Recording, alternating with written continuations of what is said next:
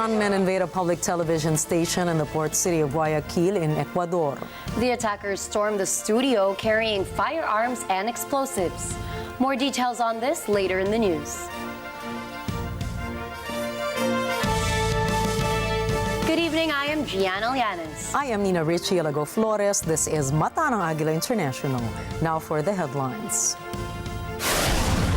Presidents Ferdinand Marcos Jr. and Joko Widodo emphasize UNCLOS importance in the face of the West Philippine Sea dispute. Philippines renews its appeal for clemency for Filipino migrant worker Mary Jane Veloso. Taiwan security fears ramp up over China's satellite launch. A major storm system batters the eastern part of the United States with high winds and blizzards. And Paris names a street after British music icon David Bowie for his 77th birthday.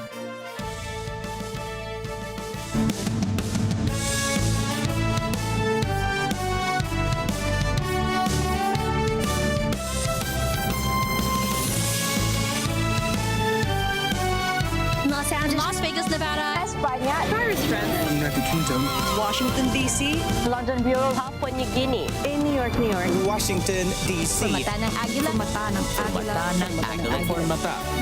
Mata ng Agila International. Trusted, connected, on point.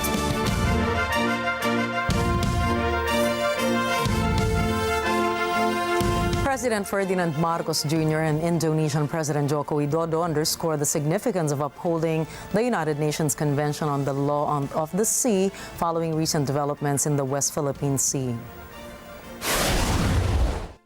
President Widodo and I had a fruitful and honest discussion on regional events of mutual interest, such as the developments in the South China Sea and ASEAN cooperation and initiatives.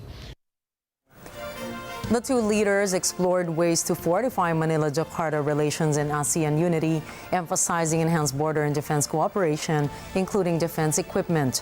President Marcos stressed the need for collaborative efforts to address regional challenges, recognizing Indonesia as a crucial friend and regional ally.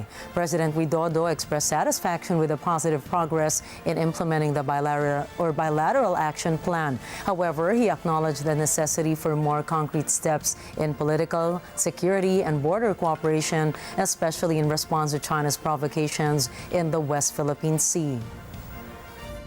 Yang ketiga, terkait kawasan, kami sepakat pentingnya penguatan kesatuan dan sentralitas ASEAN yang bukan hanya sekedar jargon, serta ASEAN yang harus terus berpegang pada prinsip hukum internasional dan menjaga positive force untuk perdamaian, stabilitas, dan kemakmuran. Terima kasih. The family of former OFW Mary Jane Veloso asked President Ferdinand Marcos Jr. and Indonesian President Joko Widodo to free Veloso.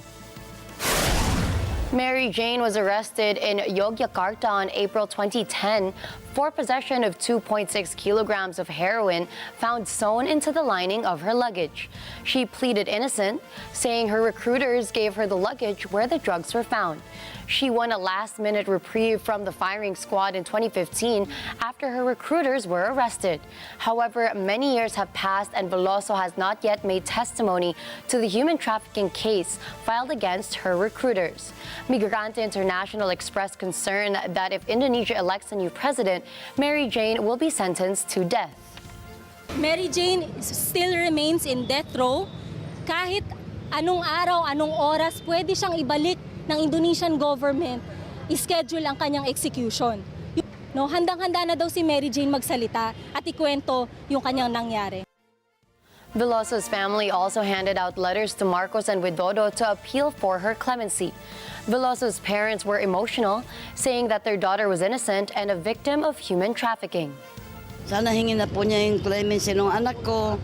Sana tama na po yung 14 na taon na naghirap yung anak ko na wala namang kasalanan, nasira ang pamilya. Kasi matagal ng panahon na hindi na nakauwi yung aking anak, ala naman siyang kasalanan. Kung meron lang sana kasalanan, hindi ako iyak na ganito, tanggap po namin. Ngayon wala po siya. Mary Jane's son, Mark Daniel, also appealed to Marcos and Widodo, saying that it was hard growing up without a mother. Sana po pagbigyan nyo na po kami. Regalo nyo po kay mama po ngayong birthday po niya. Ayun po, mahirap pong lumaki po na walang magulang po. Yun nga po sa pag-aaral ko pa lang po malaki na po yung epekto. Na mali po ako ng landas. In other news, Meralco has announced a slight increase in power rates for January, citing higher electricity prices in the spot market. The adjustment amounts to 0.08 peso per kilowatt hour, translating to a modest rise in total electricity bills. For consumers consuming 200 kilowatt hours, the increase is approximately 17 pesos, 25 pesos for those using 300, 34 pesos for 400, and 42 pesos for those with a monthly consumption of 500 kilowatt hours. This follows a reduction in power prices by nearly 0.80 peso per kilowatt hour in December when spot market prices decreased. Expect one of the hottest temperatures or more than 40 degrees Celsius as the effects of El Nino hit the Philippines. Pag-asa said some areas in the country, particularly the Cagayan Valley, may experience this warmer condition during the second quarter of 2024. The Weather Bureau also confirmed that El Nino is already present in the country. El Nino is a climate pattern that describes the unusual warming or severe heating of surface waters in the Pacific Ocean. This weather phenomenon affects the agriculture and water sectors of a country.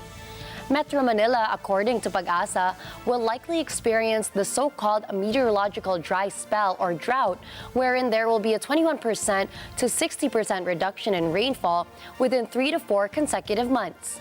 The higher heat index is expected from March to May of this year. Pag-asa added that the Philippines could see 3 to 5 tropical cyclones in the second quarter of 2024 due to extended El Nino. The said numbers are below the regular or expected storms for the same duration. DTI Assistant Secretary Amanda Marino-Grales said that the agency does not cover the setting of the suggested retail price on rice. She underscored that this goes to the Department of Agriculture. The Trade Secretary, however, explained that the agency is doing their part in monitoring the rice price in the market to protect the consumers. Among the things DTI monitors are the placement of the price tag on the merchandise as well as the questionable increase in the price of rice. The Department of Information and Communications Technology, or DICT, has revealed a concerning 60% surge in cyber incidents in the country last year.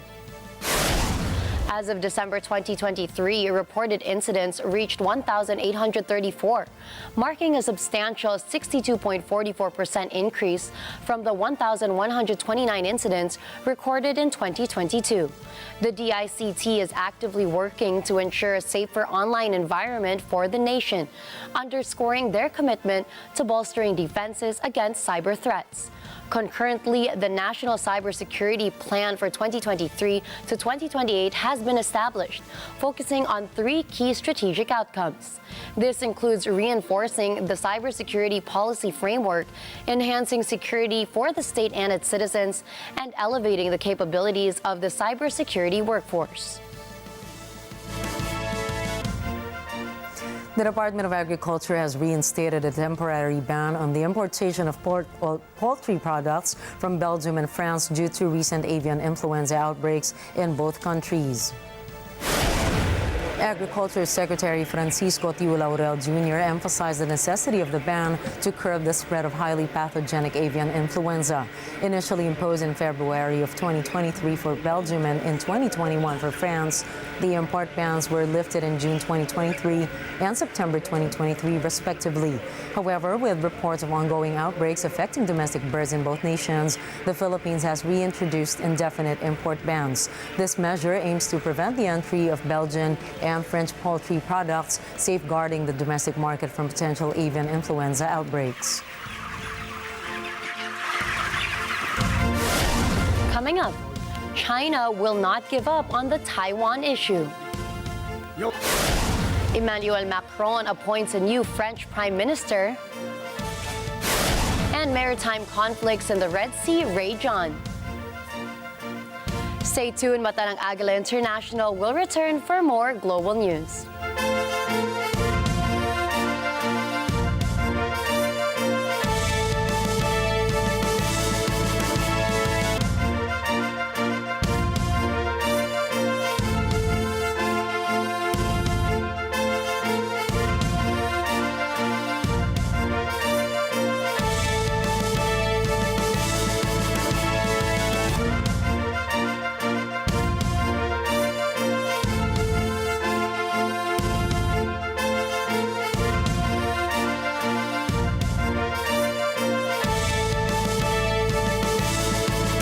This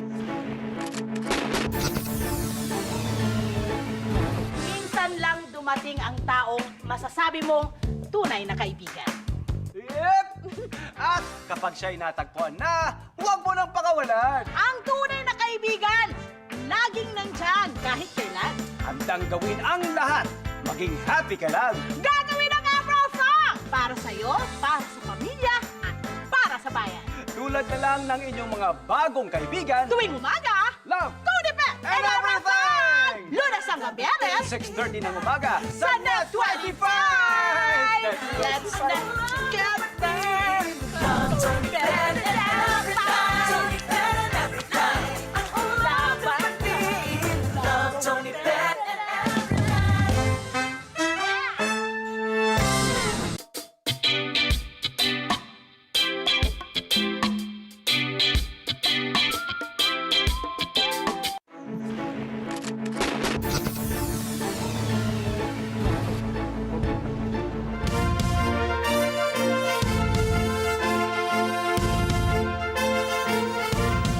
Welcome back to Mata ng Agila International. Taiwan has issued a national emergency alert over China's satellite launch, heightening security fear as pivotal presidential and parliamentary elections near. The alert came hours after election frontrunner Lai Ching-te accused Beijing of using all means to influence the upcoming national poll.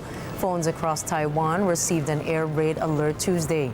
Taiwan's defense ministry later apologized for the mistake, saying it was a mistranslation and the English message was not updated. 那这次国防部也深表抱歉，英文有关这个 missile 的用词不够精准，这一部门国防部会深刻检讨，我们重新检讨相关的系统里面是否有用词不当的，我们会马上做一个修订。 Beijing, on the other hand, announced that it successfully lifted its Einstein probe satellite, claiming it will gather astronomical data.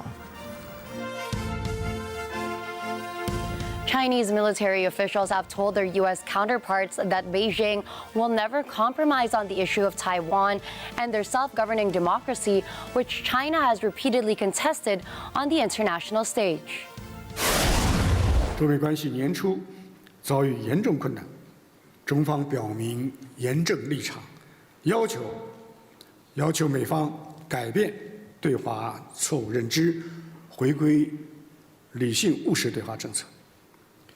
经过艰苦努力，双方重构沟通与对话，双边关系实现止跌企稳。 The United States and China have just wrapped up a two-day military talk done in Washington, with the latest round of discussions aimed to restore military-to-military ties. Both sides have been at odds on a varying number of issues, including Taiwan and Beijing's expansive claims in the South China Sea, but fully agreed to resume talks after a meeting between U.S. President Joe Biden and Xi Jinping. China's Ministry of National Defense repeatedly stressed that it had no intentions of backing down on the Taiwan issue, urging the United States to stop alarming the island, which is holding their elections this coming Saturday. The U.S. is bound by law to provide Taiwan with the means to defend itself, and Beijing has not ruled out the use of force to secure control within the territory. China has also urged the United States to reduce its military deployment and provocations in the South China Sea, and to stop supporting violations incurred by other Southeast Asian countries. Beijing claims almost the entire South China Sea under its 9-dash line, a marker that an international court ruled in 2016 to be without legal basis. North Korea's Kim Jong-un has branded South Korea as the most hostile state. KCNA also reported that Kim called Seoul as Pyongyang's principal enemy, warning that he had no intention for a war. The North Korean leader made the statement when he visited armed factories. During his tour, Kim urged factory workers to modernize and produce more weapons, insisting that he would not hesitate to annihilate South Korea if Seoul used force against Pyongyang. Kyiv's Ministry of Defense said it has purchased 50,000 sets of women's military uniforms. In a statement, Ukrainian Defense Minister Rustem Umerov said, and I quote, "For the first time, the Ministry of Defense purchased 50,000 sets of women's uniforms, 100,000 electric heaters, and 15,000 active headphones."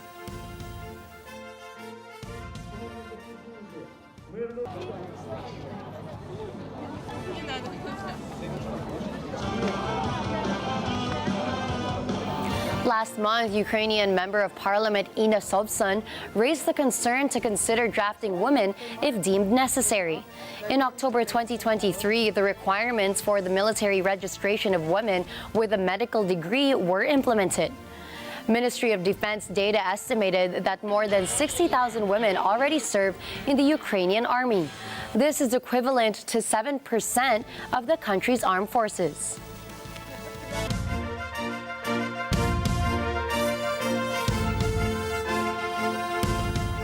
French President Emmanuel Macron has appointed Gabriel Attal as France's new prime minister. This also marked France's youngest prime minister at the age of 34. Attal replaced former Prime Minister Elizabeth Borne, who resigned on Monday after serving less than 2 years in office. Under the French political system, the prime minister is appointed by the president and is held accountable to the parliament. Macron reshuffled its cabinet with hopes of casting or creating a new drive to the final 3 years of his presidency. European Council President Charles Michel has announced his early resignation to run as a member of the European Parliament. Michel's mandate was originally set to conclude in November. However, European Parliament elections are scheduled for June, prompting his decision to step down early.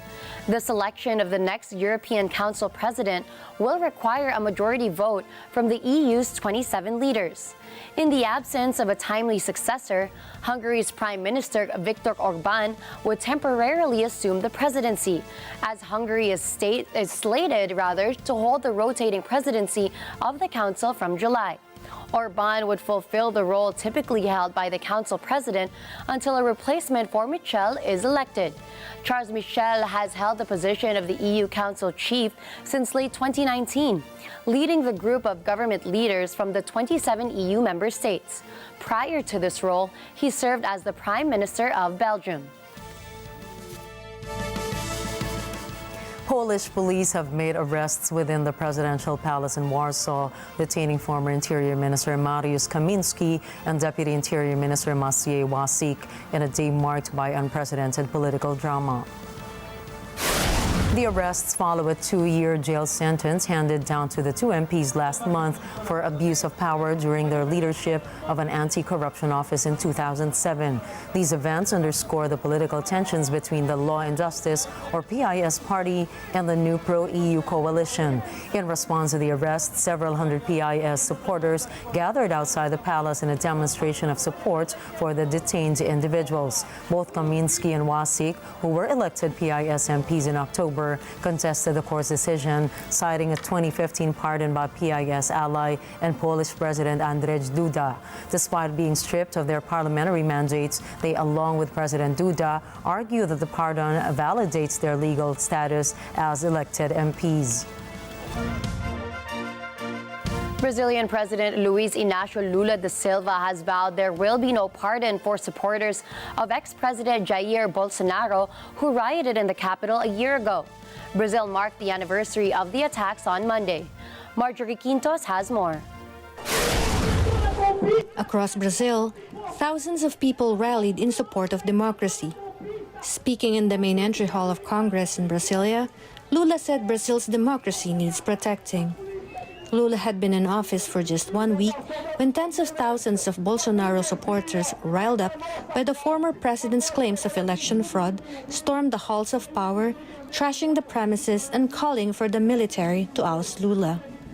The riots were eerily reminiscent of the U.S. Capitol invasion in Washington, almost exactly 2 years earlier by supporters of then-President Donald Trump, Bolsonaro's political role model. The episode laid bare the violent divisions tearing at Brazil in the wake of Lula's narrow win over Bolsonaro the previous October. Bolsonaro, who was in the United States at the time, is under investigation for allegedly instigating the unrest. He denies involvement, calling the events of January 8 a setup orchestrated by the left. Marjorie Quintos for Mata ng Agila International. Trusted, connected, on point. The United States reported intercepting and shooting down 18 drones launched by Yemen's Houthi rebels over the southern Red Sea. This marks the 26th attack by the Houthis on international shipping lanes in the past 7 weeks. The U.S. Military Central Command also collaborated with United Kingdom forces to repel 2 anti-ship cruise missiles and 1 anti-ship ballistic missile from the Houthis. This recent attack follows a series of incidents since November 19th when the militant group hijacked the Galaxy Leader, a vehicle carrier en route from Turkey to India. The Houthi rebels claim these attacks are in protest of Israel's actions in Gaza. Fighter jets from the USS Dwight D. Eisenhower aircraft carrier and 4 destroyers, including one from the UK, were a part of this operation. No injuries or damages have been reported. The White House has admitted that President Joe Biden knew nothing about his defense secretary's cancer diagnosis and subsequent hospitalizations for about a month. The disclosure comes as details of Lloyd Austin's deeply unusual disappearance raise questions about leadership of the world's top military. Myla Simbulan has more. 70-year-old U.S. Defense Secretary Lloyd Austin is recovering in this hospital, the Walter Reed National Military Medical Center. His failure to disclose his hospitalization could be embarrassing for Biden, who faces multiple foreign crises in his re-election campaign year, including in Israel and Ukraine. As Defense Secretary, Austin is personally overseeing military deployments to try and contain fallout from the Israel-Hamas war. White House National Security Council spokesman John Kirby made clear that Austin had not followed procedures. It is not optimal, Gabe. It is for a situation like this to go as long as it did without the Commander-in-Chief knowing about it or the National Security Advisor knowing about it, or frankly, other leaders at the Department of Defense. That's not the way this is supposed to happen. He adds they want to make sure it doesn't happen again. Kirby insists that Biden still has complete confidence in Austin. In every way, Secretary Austin has been an exceptional defense secretary, and he still has the full faith and confidence of the Commander-in-Chief. He has led the department at an incredibly dangerous time for our national security interests and those of our allies and partners. In a statement from the Pentagon, doctors say Austin continues to make progress and they anticipate a full recovery, although this can be a slow process. Myla Simbulan for Mata ng Agila International. Trusted, connected, on point. Top U.S. diplomat Antony Blinken has told Israel the toll on Gazan civilians caused by its war against Hamas is far too high. While meeting with Israeli Prime Minister Benjamin Netanyahu in Tel Aviv, Blinken urges allies to alleviate their suffering. Thomas Eyelikeness has the details. More than 3 months into the deadliest ever Gaza war, this is Blinken's 4th round of shuttle diplomacy in the Middle East. He reaffirmed American support for Israel's right to prevent a repetition of the unprecedented Hamas attacks of October 7th that sparked the war. But Blinken also stressed the importance of avoiding further civilian harm. More food, more water, more medicine, other essential goods need to get into Gaza, and then once they're in Gaza, They need to get more effectively to the people who need them. Blinken says the effects of the war in Gaza are especially hard on children. Israel seems to accept that. Army spokesman Daniel Hagari says Israel will make sure the people of Gaza get what they need. We are ready and willing to facilitate as much humanitarian aid as the world will give, especially essential aid like food, medicine, and shelter. Also on the agenda, the issue of displaced Palestinians and their future.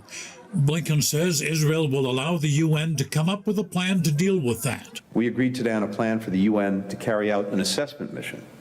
It will determine what needs to be done to allow displaced Palestinians to return safely to homes in the north. For the long term, Blinken reiterated the need to ensure lasting, sustainable peace for both Israel and the region. He says that includes the realization of a Palestinian state. Israel must be a partner to Palestinian leaders who are willing to lead their people in living side by side in peace with Israel and as neighbors.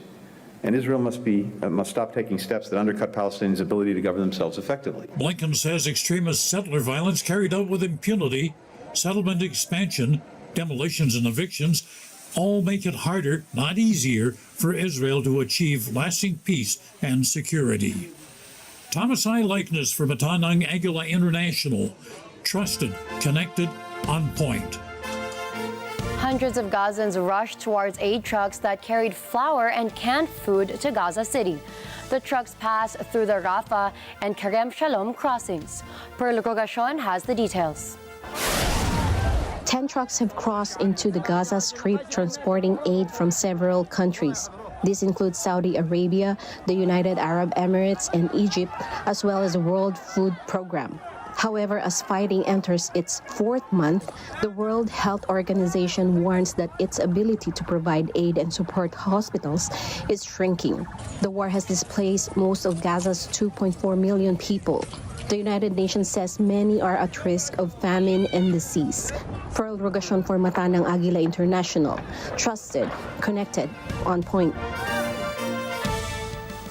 The International Criminal Court, or ICC, said it is investigating potential crimes against journalists in Gaza. The New York-based Committee to Protect Journalists says at least 79 journalists and media professionals were killed since the outbreak of war between Israel and Hamas. Al Jazeera said 2 of its Palestinian journalists in the Gaza Strip were killed in an Israeli strike on their car. Hamza Wael Dahdu and Mustafa Turia, who worked as a video stringer for AFP and other news organizations, also died in Gaza. Al Jazeera called the journalists' deaths a targeted killing. The United Nations Rights Office also expressed concerns over the high death toll of media workers in Gaza. The Committee to Protect Journalists said it has found other cases where media professionals have been the deliberate targets of violence and also subjected to cyber attacks, arrests, and censorship. Analysts believe the ICC investigation is crucial in determining accountability and circumstances around the deaths.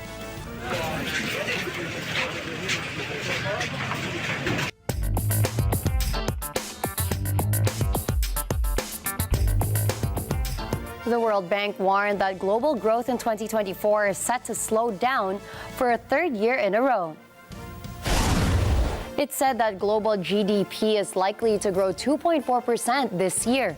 That compares to 2.6% in 2023, 3% in 2022, and 6.2% in 2021. The World Bank said the first half of the 2020s now looks like it will be the worst half-decade performance in 30 years. Reasons for the slow global growth are the COVID-19 pandemic, the war in Ukraine, and spikes in inflation and interest rates around the world. Economists say the World Bank's goal of ending extreme poverty by 2030 looks out of reach, with economic activity held back by geopolitical conflicts. A video of people flooding the stand of the famous Stanley Cup went viral after shoppers are seen dashing and almost getting trampled in an effort to snag the limited edition tumbler. Not to be confused with the National Hockey League or NHL Championship trophy, the Stanley Cup, or officially called as the Stanley Adventure Quencher Travel Tumbler, has been taking the internet by storm. The apparent sensation caused by this cup can be seen in a video posted on social media where people flocked and ran to get their hands on the new Stanley Cup's limited edition launch. The frenzy, which happened in a popular grocery store in Texas, has sparked discussions about the extreme thirst of consumers to avail the said product. Marketing expert Marcus Collins explains this as textbook social contagion, where more people have made their consumption more conspicuous as social proof. Stanley, the Seattle-based company that produces the cups, has already seen their profits spike from $70 million to $750 million annually. Terrence Riley, Stanley's global president, addressed the popularity of the product in 2022, saying that they wanted to continue to provide innovative products and solutions towards their consumers. Daiki Ishimori created a small private firm named Nerve to alert people in Japan about earthquakes. Nerve, which means brain in German, only has 13 full-time staff. However, the small public utility was able to alert millions of people in Japan about the 7.5 earthquake. Ishimori says Nerve's mission is to solve the accessibility of disaster information for the public. Local reports said Nerve's warnings of Japan's frequent earthquakes are often faster than those issued by official bodies and state media. Nerve also provides updates on extreme weather events like typhoons, tsunamis, volcanic eruptions, flooding, and heavy snow. Google has again to appear before a federal jury for a trial regarding allegations of patent infringement on AI chip. Massachusetts-based computer firm Singular Computing claimed that the tech giant has been using its technology for running AI features in its services. This includes Google Search, Gmail, and Google Translate. The lawsuit was filed in 2019, claiming that the Singular Computing's founder and scientist Joseph Bates shared his computer processing innovation with Google between 2010 and 2014. The firm insisted that Google's tensor processing units infringe on Bates' patented technology. The lawsuit argues that Google was allegedly using an improved architecture discovered by Bates as its circuits. Singular Computing is seeking up to $7 million in monetary damages. This would be the largest ever patent infringement award in the United States so far.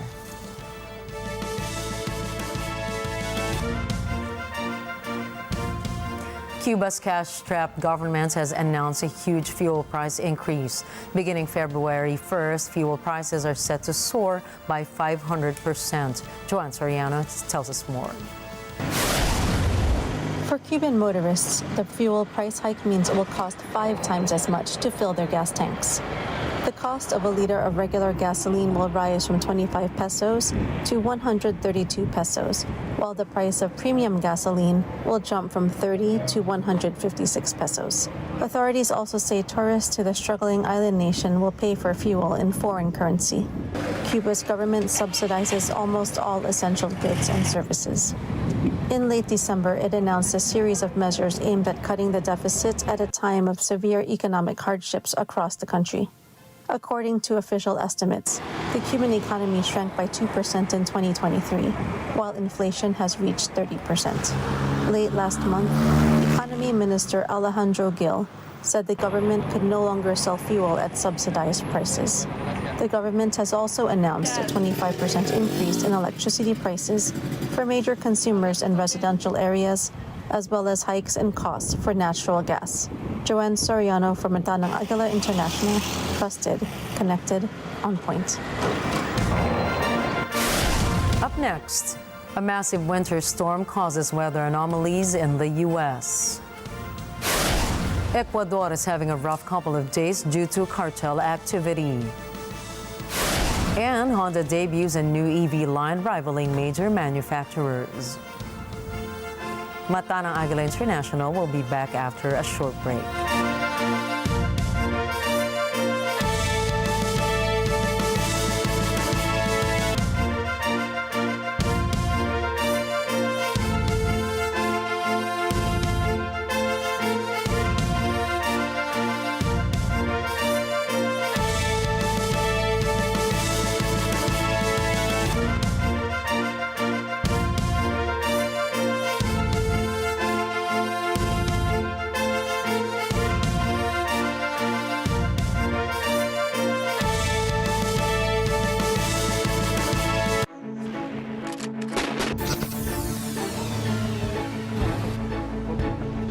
makaka-relate kay you. Menopause.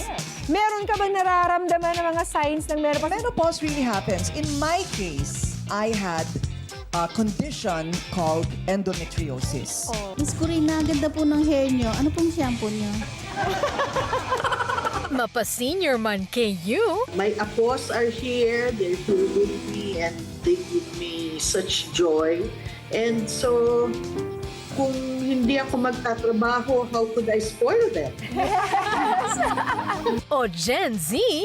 Nar is actually an accent from Australia. So like when you say no, you don't say no. They say nar. Bida kayo dito. Sumay! Let's just always choose to be kind.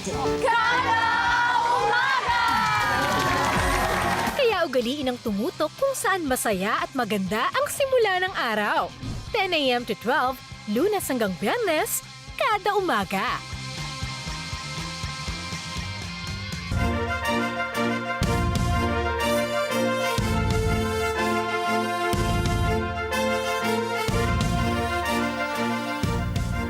The eastern United States is in for a spate of bad weather that could leave hundreds of thousands of people in the dark because of power outages. A major storm system battered parts of the U.S. Tuesday, spinning off tornadoes in the south as forecasters warned of high winds and blizzards in the north. Kimi Oria reports. In Florida, people are assessing the damage after tornadoes tore through the state. Drone images show downed trees and damaged buildings, some with their roofs torn off. More than 380,000 people in the southeastern U.S. had already lost power. Florida Governor Ron DeSantis has issued a state of emergency across 49 counties. Further north, heavy rain leading to flash flooding, severe winds and thunderstorms are in the forecast for the western Carolinas to the mid-Atlantic and northeast. The Weather Service also warns of heavy snow in parts of the upper Midwest and the Great Lakes region. The weather forced the cancellation of more than 900 flights and delayed more than 5,000 others. Scientists say that as humanity continues to warm the planet by burning fossil fuels, weather patterns will become more unpredictable. Kimi Oria from Atanang Agila International, trusted, connected, on point. Ecuadorian President Daniel Noboa has ordered military operations against the country's powerful criminal groups. This comes after hooded gunmen stormed a television studio and gangsters threatened to execute security forces and civilians. Carlo Valdez has that story. This is footage showing what happened when gunmen invaded a public television station in the port city of Guayaquil in Ecuador. The attackers stormed the studio carrying rifles and grenades. A woman was heard amid gunshots pleading, "Don't shoot, please don't shoot."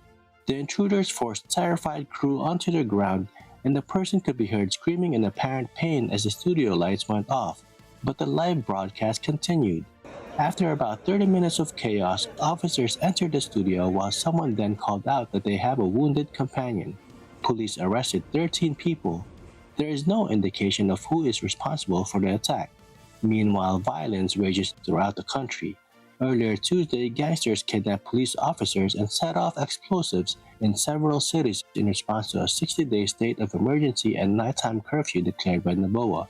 Noboa has vowed to bring the fight to the cartels after a powerful gang leader, Jose Adolfo Macias, known as Fito, escaped from prison on the weekend. On Tuesday, the gangs hit back. Authorities report multiple explosions and say 7 police officers had been kidnapped. Carlo Valdez from Atanang Agila International, trusted, connected, on point. Ecuador security forces are working to restore order in at least 6 prisons where riots erupted following the escape of gang boss Fito, leader of the powerful Los Choneros gang. Inmates reportedly holding several prison guards hostage have threatened harm if soldiers are deployed to regain control, while 4 police officers have also been kidnapped. Fito, also known as Adolfo Macañas Villamar, was absent from his cell during a planned transfer within the regional jail, where he lived in a well-appointed cell. Authorities suspect he received advance notice of the move. The search for Fido continues, with 2 prison guards detained for suspected involvement in his escape. He dado disposiciones claras y precisas a los mandos militares y policiales para que intervengan en el control de las cárceles. Acabo de firmar el decreto de estado de excepción para que las Fuerzas Armadas tengan todo el respaldo político y legal en su accionar. In response to the unrest, Ecuador's President Daniel Noboa has declared a 2-month nationwide state of emergency and implemented a nightly curfew to quell the violence triggered by Fido's escape. Searches are also underway for the 3 kidnapped police officers in Machala and another in Quito. Tensions have flared between India and the Maldives following Indian Prime Minister Narendra Modi's visit to the Lakshadweep Islands to promote tourism. The Lakshadweep, adjacent to the Maldives, offers similar attractions with white sand beaches and crystal blue waters, but has been relatively underdeveloped. Some in the Maldives perceive Prime Minister Modi's visit as an attempt to divert tourists from their archipelago, which heavily relies on tourism for its economy. In response to derogatory comments about Modi made by 3 Maldivian ministers on social media, where he was described as a terrorist and a clown after his visit to the Lakshadweep Islands, the ministers have been suspended. The Maldives Foreign Ministry clarified that these comments were made in a personal capacity and did not represent the official government view. However, India's Ministry of External Affairs continued to call upon the Maldivian envoy to address the insults, and one of India's major travel platforms suspended flight bookings to the Maldives. Some individuals in India have also expressed their intent to boycott travel to the Maldives in response to the derogatory comments against their prime minister.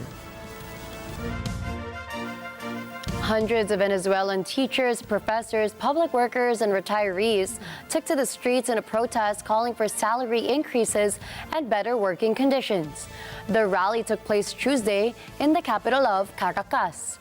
Jane Kathleen Gregorio reports. Local media reports that the protesters came from more than 80 municipalities across the country. They say they can no longer afford to live on what they call starvation wages. They say they want an income that will allow them to cover their basic needs. The government had announced a 10% pay hike, which workers say falls far short of what is needed. Unions say the increase has been eaten up by inflation. Some workers say they don't make enough to pay for transportation to their jobs. As well as Tuesday's protest, unions have planned 2 other protests on January 15th and the 23rd. Jane Kathleen Gregorio for Mata ng Agila International. Trusted, connected, on point.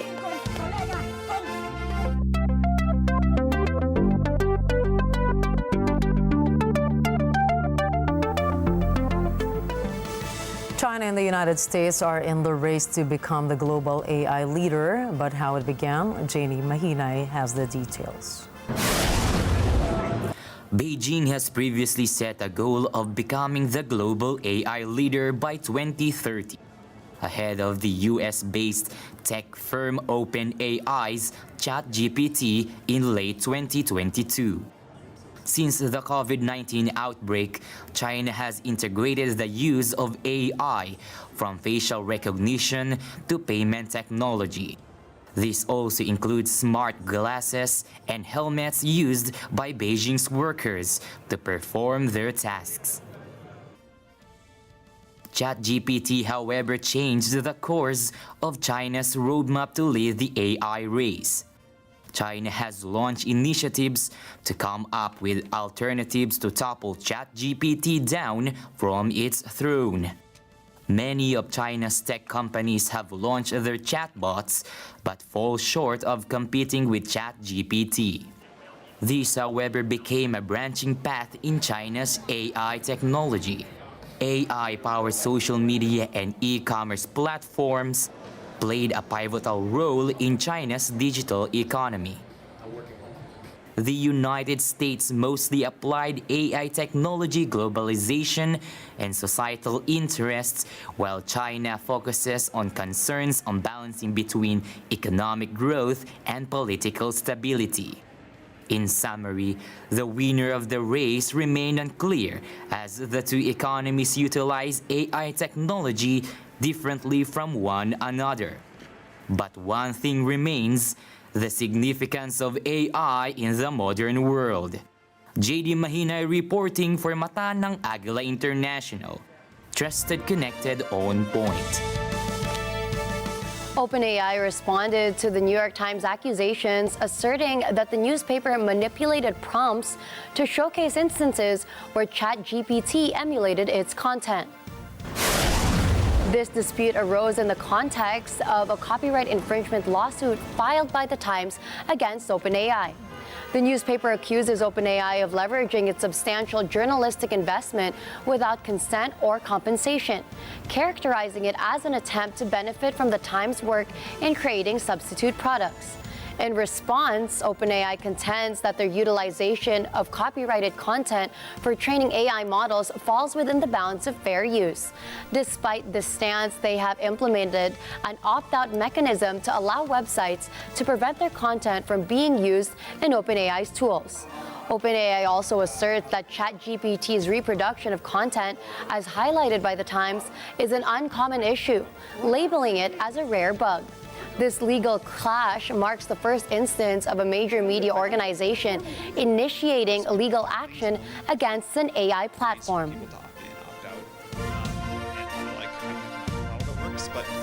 Honda announced a new global electric vehicle series named Honda Zero, going up against the trend of cumbersome, bulky profiles put forth by other EVs seen on the road today.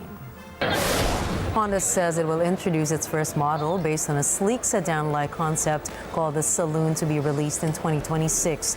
Thin and light are two of the three principles, the third being wise, which Honda says is guiding the development of the Honda Zero EV series. In addition to the Saloon, Honda also introduced a boxier van-esque concept called the Space Hub. The concepts are meant to demonstrate Honda's lighter approach to EV development, riding atop a thin vehicle architecture with a low floor that's meant to accentuate aerodynamics. The automaker stressed a start-from-scratch engineering approach to the lineup, including a new H-Mark logo that it says will be exclusively adorned on its next-generation EVs. Honda, of course, is also partnered with Sony on the design and development of the latter's Agila electric car, which also plans to debut in the North American market by 2026. There has been no word about how it connects to the Honda Zero lineup. Coming right up, the return of bullfighting in Mexico comes back to mixed reviews. France names a street after the late David Bowie. And London puts the Spice Girls' 30th anniversary on post. Catch more news in sports and entertainment when we return.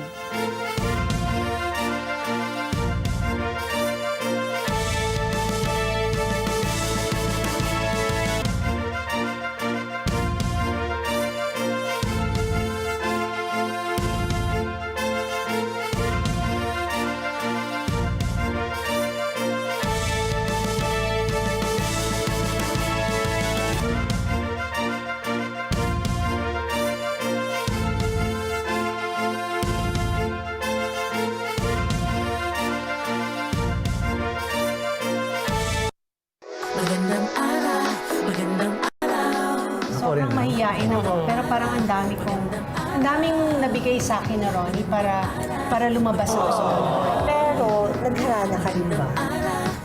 Actually, siya humarana sa kasi siya singer eh. Humanda ka na, Ara. May balibreng army si Daniel. Nga kasi ang alam ko lang ganito po eh. Okay? So, one. Sige, one. Hey, anytime, anywhere. Always be ready. Hello everyone! Ako po si Maris. Ako po si Ronnie. And we are the Rickets. Abangan niyo po kami sa Magandang Araw this Saturday at 3 p.m. Dito lang po sa Net 25! Ano ba yan? Saan ang kalaban? Saan ang kalaban? Ano pa ba? Nag-iimbita kami. Abangan nyo kami, ha? Dito sa Magandang Araw. Yeah.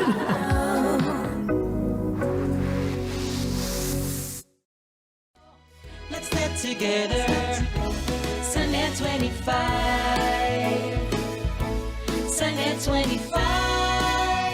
Mga Kanet 20.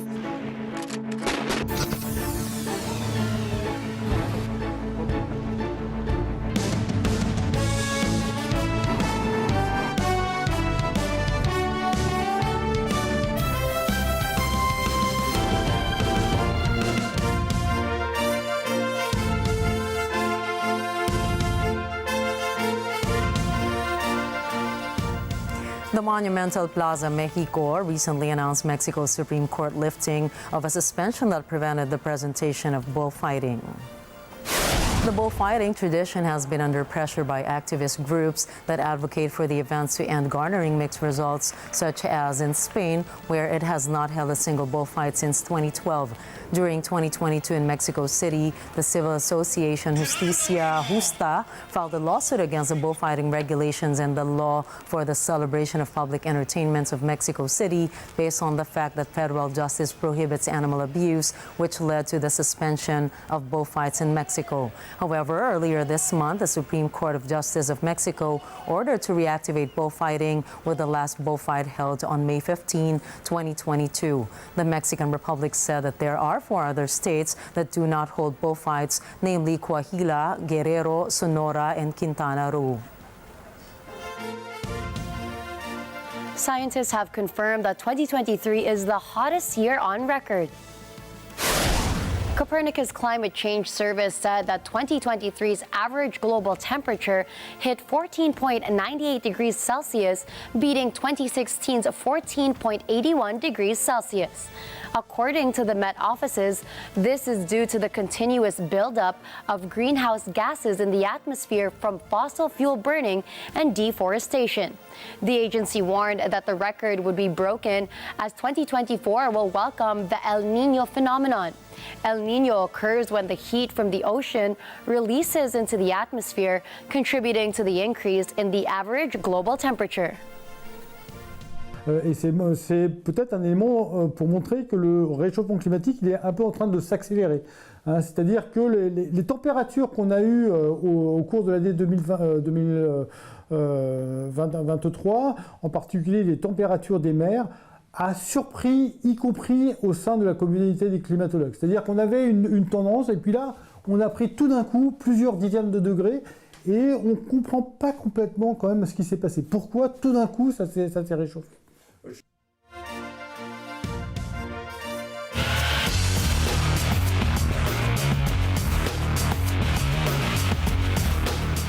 Alexiela's hopes were quickly dashed in Melbourne as she stumbled in the first round of the women's singles qualifiers of the Australian Open. The Filipino phenom fell short against her Swedish rival Rebecca Peterson in 2 sets, 2-6, 5-7. The 18-year-old couldn't force a third set decider in the early morning session as she fumbled late in the second after taking a 5-4 lead. Peterson broke the Filipina hitter's serve in a crucial 11th game to gain the 6-5 advantage, even as Ayala fought tooth and nail to save her campaign. The teenager forced 4 deuces against her foe in the pivotal game before ultimately giving up the game-set match.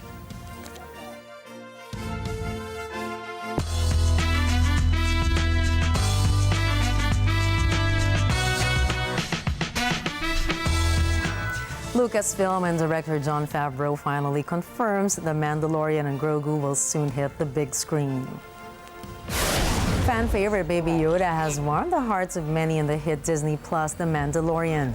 That Star Wars series followed bounty hunter Din Djarin, played by Pedro Pascal, as he was tasked with delivering Grogu, the tiny green creature, to a sinister client. Instead of giving away Grogu, or Baby Yoda as called by many Star Wars fans, Djarin became Grogu's adoptive father. Favreau did not confirm whether Pascal will reprise his role in the movie, but Lucasfilm said they will begin their production later this year. On Monday, a Parisian road has been named after David Bowie to honor his legacy. A street in Paris has been named after English musician David Bowie on Monday to honor the late superstar's legacy. The inauguration, which was open to the public, was held at the Salle des Festes on January 8th on what would have been Bowie's 77th birthday. The Parisian street, Rue David Bowie, is located at the intersection with Avenue Pierre Mendès France in the 13th arrondissement of Paris. The ceremony was hosted by Jérôme Saulny, a musician and renowned David Bowie author, with British musician Clifford Slapper performing live. Bowie's friends, artist George Underwood and photographer Jeff McCormack, cut the ribbon at the inauguration. In a statement, the city of Paris said, proud of this long-standing link with the artist, the city of Paris is continuing this legacy by inaugurating a Rue David Bowie in the capital's 13th arrondissement, 8 years after his death.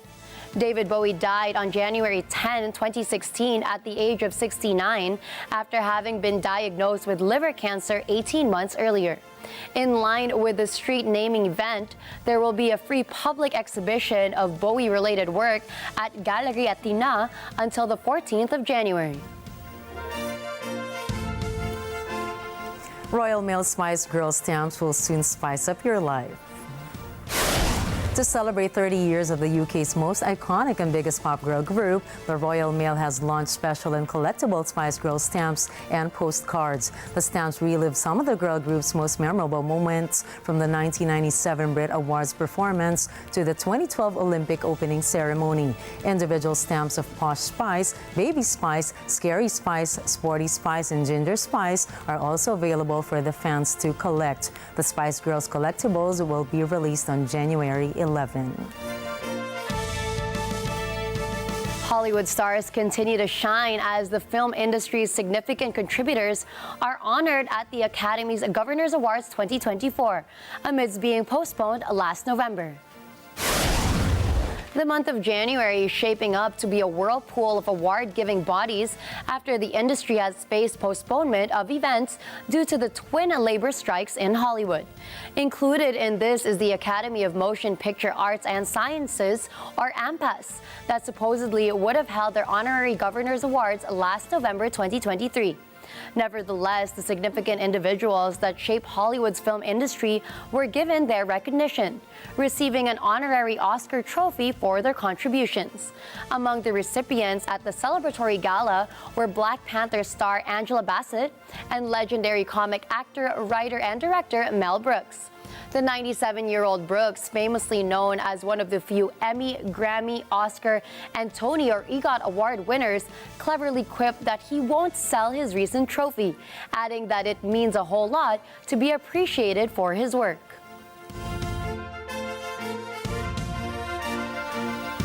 Halfway through the week already, and to send you off, here's a quote from American politician and motivational speaker Les Brown. In every day, there are 1,440 minutes. That means we have 1,440 daily opportunities to make a positive impact. That's really one perspective to look at it. Not just a minute, but sometimes a second. It takes a second to make that difference. I think all that it's trying to say is that don't waste your time doing not very good stuff. Try to be productive as much as you can. And try to be as positive as you can as well. As positive as much as you can. And that's a wrap for tonight's news. Catch the latest updates on our social media channels. I am Gianna Llanes. I'm Nina Richielago Flores. This is Mata ng Agila International. Trusted, connected, on point.